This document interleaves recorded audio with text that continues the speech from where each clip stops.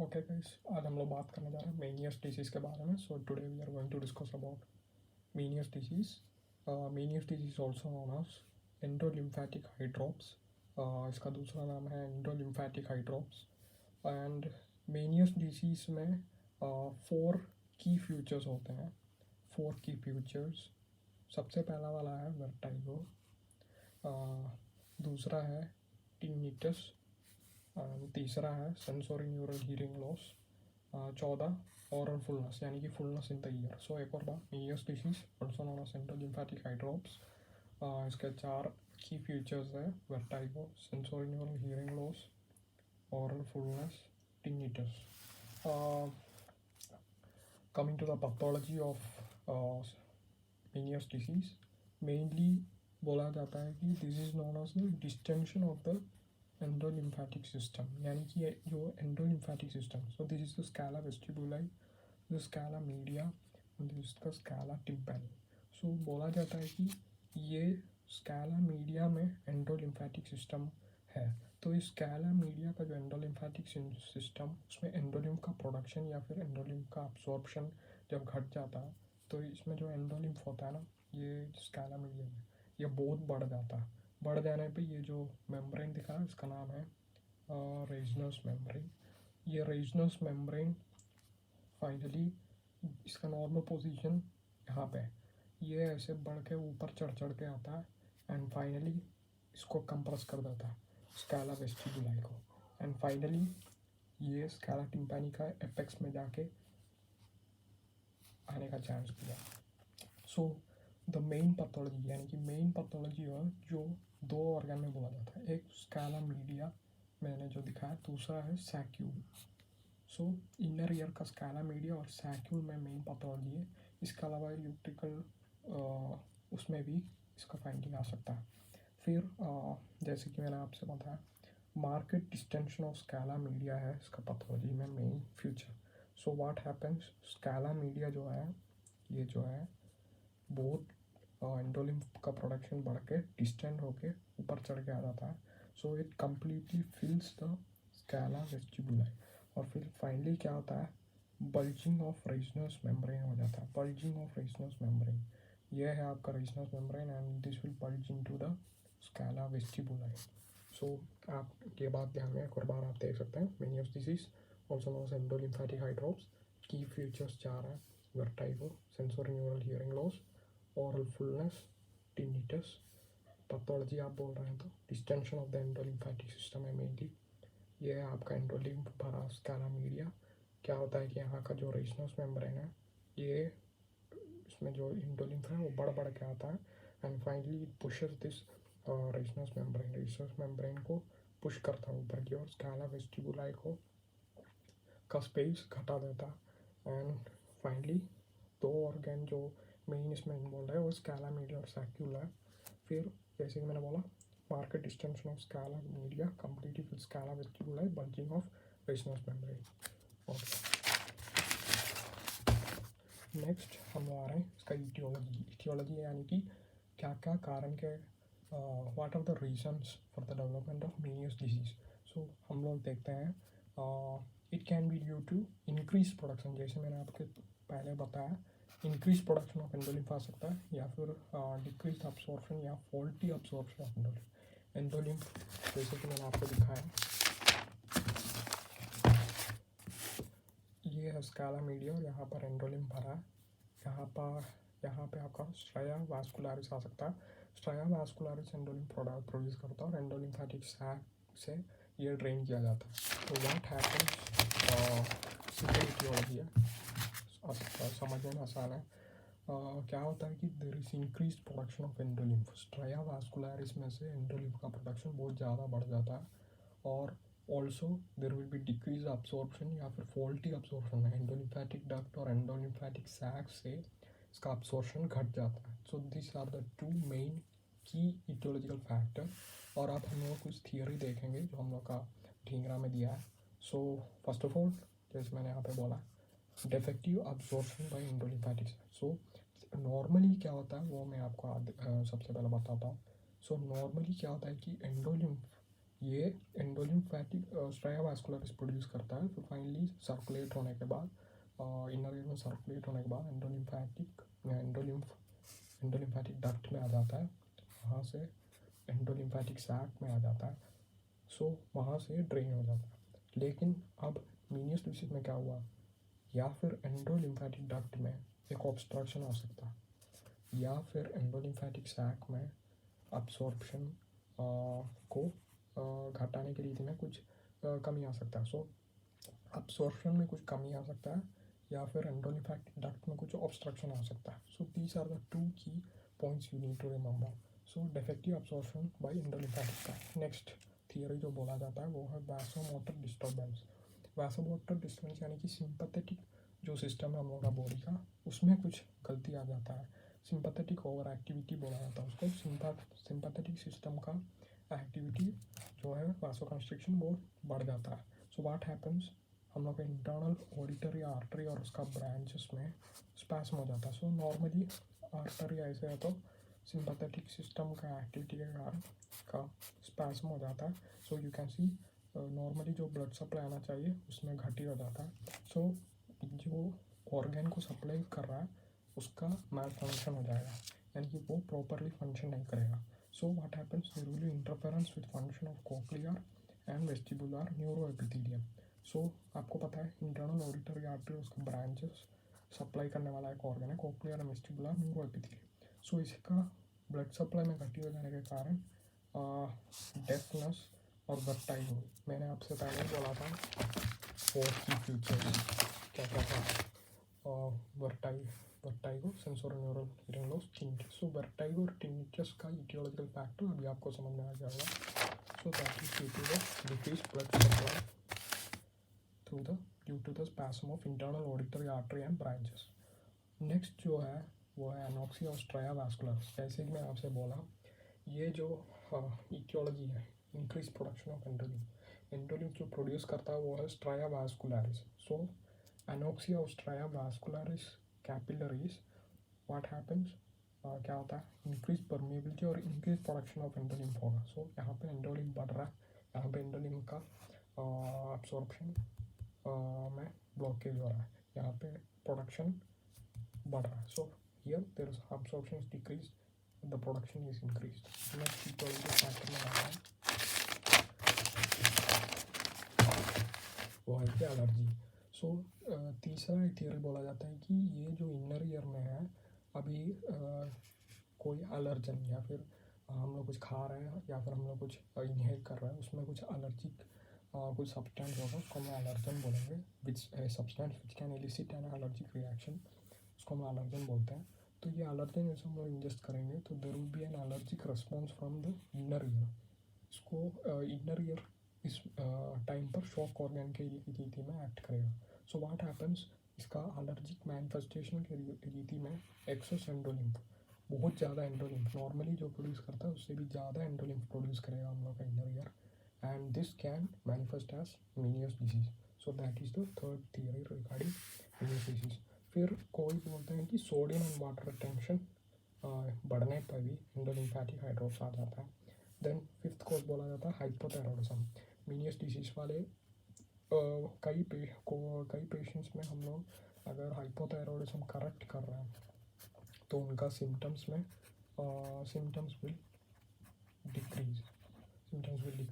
फिर बोला जाता है कि एक ऑटोइम्यून डिजीज़ के भाग में आ सकता है, या फिर कोई वायरल इन्फेक्शन में भी मीनियस डिसीज ट्रिगर हो सकता है। सो इतना फैक्टर्स थियरीज याद रखिए। एक है डिफेक्टिव अब्सॉर्प्शन एंडोलिम्फैटिक सैक, दूसरा वासोमोटर डिस्टर्बेंस, तीसरा एलर्जी, चौथा सोडियम एंड वाटर रिटेंशन, पाँचवा हाइपोथायरॉइडिज्म, छठा ऑटोइम्यून और वायरल etiology। अब हम लोग इसके क्लिनिकल फ्यूचर्स में जाते हैं।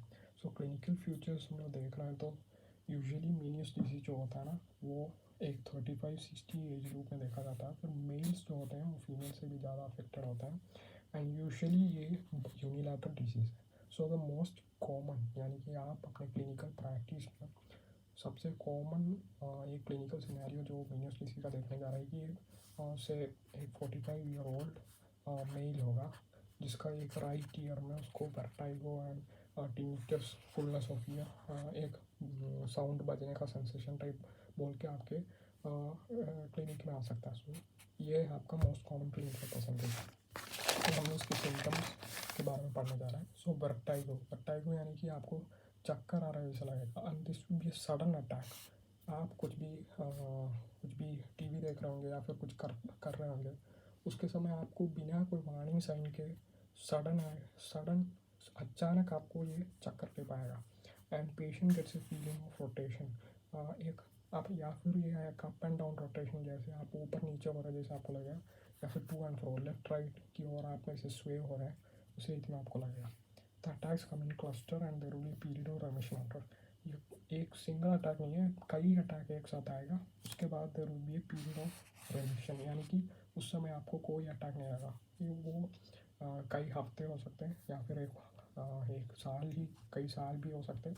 उसके बाद फिर से आपको एक अटैक आने का चांस है।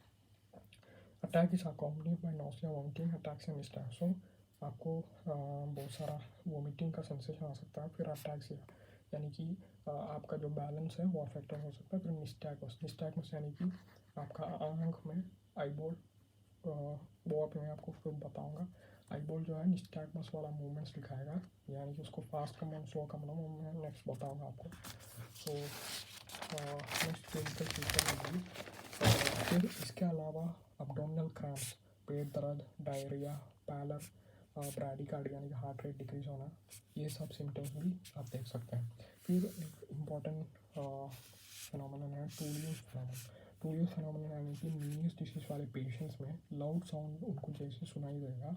तो यहाँ पे मैंने जैसे बोला पैथोलॉजी चीफली 2 ऑर्गन्स में, एक है स्काला मीडिया, दूसरा है हमारा सैक्यूल। सो सैक्यूल में एंडोलिम्फ भरा और वो यहाँ पे भरा बैठा आएगा। ये जो यहाँ पे स्टेपिस फूड प्लेट है, यहाँ पे इनर ईयर ओसिकल्स है ना, उसमें का जो इनर ईयर वाला कॉन्टैक्ट वाला ओसिकल है स्टेपिस का फूड प्लेट पे सैक्यूल भरा जैसा होगा, तो वो इस पर टच होने पे वर्टाइगो ट्रिगर हो सकता है लाउड साउंड सुनने पे। So this distended saccule lying against the stapes foot plate. तो ये आप हमेशा भूलिएगा मत, ये 2 years फिनोमेना है। Then third point here, hearing loss. So hearing loss भी आएगा, ये वर्टाइगो यानी कि आपको चक्कर जब आएगा तो उसके पहले आ सकता है या फिर उसके साथ आ सकता है, लेकिन वर्टाइगो का अटैक यानी चक्कर का अटैक के बाद ये इम्प्रूव होगा, यानी कि आपका हियरिंग बढ़ेगा। फिर रिमिशन, यानी कि जब चक्कर का अटैक नहीं रहता है तो ये उस समय हियरिंग नॉर्मल होगा। सो इसको एक फ्लक्चुएटिंग नेचर, यानी कि अटैक के समय आपका हियरिंग लॉस डिक्रीज हो रहा है, अटैक के बाद इंक्रीज हो रहा है, उसके बाद नॉर्मल हो रहा है, रिमिशन टाइप। सो एक फ्लक्चुएटिंग नेचर है, और इस fluctuating nature in hearing loss से आप ये मेनियस डिसीज है करके समझ सकते हैं। With every attack of vertigo there will be some hearing loss. So चक्कर का एक अटैक में थोड़ा बहुत हियरिंग लॉस होगा, और finally slow and progressive loss of hearing होगा, यानी कि एक सबसे लास्ट में आपको sensory neural hearing loss finally हो जाएगा। एक अटैक के बाद थोड़ा थोड़ा हियरिंग लॉस आपका डिक्रीज हो जाएगा। डिस्टॉर्शन ऑफ साउंड, एक फिनोमेनन डिस्टॉर्शन ऑफ साउंड, यहाँ पे टोन ऑफ पर्टिकुलर फ्रीक्वेंसी, एक से 512 हर्ट्ज वाला एक फ्रीक्वेंसी का साउंड बजा रहा है, एक ईयर में वो नॉर्मल रहेगा, दूसरे ईयर में एक हायर पिच, यहाँ का जो ईयर में आपको जो साउंड सुना उससे भी एक हायर पिच था, तो इनइक्वल दोनों आपका राइट ईयर में जो है उस रीति में नहीं रहेगा आपका लेफ्ट ईयर में। So there will be inequality in pitch, so this will be a future of Meniere's disease. फिर थर्ड पॉइंट है टिनिटस। टिनिटस यानी कि low pitch roaring type tinnitus है, aggravated during acute attack. So ये points मत भूलिएगा, 2 years phenomena, hearing loss, tinnitus. फिर last point है sense of fullness in ear, फिर इमोशनल अपसेट साइंस, ये भी आप just remember that those points. Examination, so on examination हम लोग ऑटोस्कोपी करते हैं, तो there will be no abnormality in tympanic membrane. फिर निस्टैगमस, जैसे मैंने बोला, see in acute attack, so acute attack में निस्टैगमस होगा, उसका फास्ट कंपोनेंट होगा। निस्टैगमस में 2 कंपोनेंट, एक स्लो कंपोनेंट है और एक फास्ट कंपोनेंट है। यहाँ पे फास्ट कंपोनेंट जो है जिस ईयर में मेनियस डिसीज होगा उस मेनियस अफेक्टेड ईयर की ओर डायरेक्ट होगा, so fast response will be directed to affected ear. फिर ट्यूनिंग फॉर टेस्ट जो रेगुलर आप करते हैं उसमें सेंसरी न्यूरल हियरिंग लॉस का फाइंडिंग होगा। रिनी टेस्ट पॉजिटिव होगा। एब्सोल्यूट बॉन्ड कंडक्शन टेस्ट जो है वो अफेक्टेड ईयर में डिक्रीज होगा, so that should be kept in mind. फिर Weber lateralize to better ear में Weber lateralize, so Rinne will be positive, ABC test will be decrease in affected ear, Weber will be lateralize to better ear. फिर investigations जो है pure tone audiometry. In early stage, lower frequency affected and this is called rising curve. As disease progresses, middle and higher frequencies are affected. Flat और falling curve बोला जाता है। फिर speech audiometry कर रहे तो डिस्क्रिमिनेशन स्कोर बोला एक एस्पेक्ट है, वो 55 to 85 degree below the 55 to 85% below the attacks रहेगा। सॉरी माफ कीजिए, 55 to 85 बिटवीन द अटैक्स रहेगा। Discrimination ability is much impaired during and immediately following an attack. फिर कुछ स्पेशल ऑडियोमेट्री टेस्ट आप कर सकते हैं। रिक्रूटमेंट टेस्ट जो पॉजिटिव आएगा। फिर short implant sensitivity index SI score is better than 70% to the patients. और एक इम्पॉर्टेंट एस्पेक्ट इलेक्ट्रोकोक्लियोग्राफी, सो आप देख सकते हैं इलेक्ट्रोकोक्लियोग्राफी आप नॉर्मल ईयर में कर रहे हैं तो जो समेटिंग पोटेंशियल है वो इस एक्शन पोटेंशियल का 30% रहेगा, यानी कि SP/AP रेशियो 30% होगा। ओके, सो आप मेनियस डिसीज में देख सकते हैं यहाँ पे समेटिंग पोटेंशियल है जो वो यहाँ से इंक्रीज हो रहा है, summating potential very much increase और एक्शन पोटेंशियल नॉर्मल है। So what happens, ratio is increase because your SP/AP में SP इंक्रीज हो रहा है तो ratio will be more than 30%। So वो बात आप इलेक्ट्रोकोक्लियोग्राफी में रिमेंबर कीजिए। लास्ट है glycerol test, so this is an important test. आप इलेक्ट्रोकोक्लियोग्राफी कर रहे हैं तो ग्लिसरॉल टेस्ट उसके साथ भी कर सकते हैं। ये ग्लिसरॉल जो है एक डिहाइड्रेटिंग और हाइग्रोस्कोपिक एजेंट बोला जाता है, यानी कि ये जो पानी को यानी कि वाटर को जब हम लोग इनर ईयर में उसको ऑब्जर्व कर सकता है। And this will be given orally and endolymph pressure is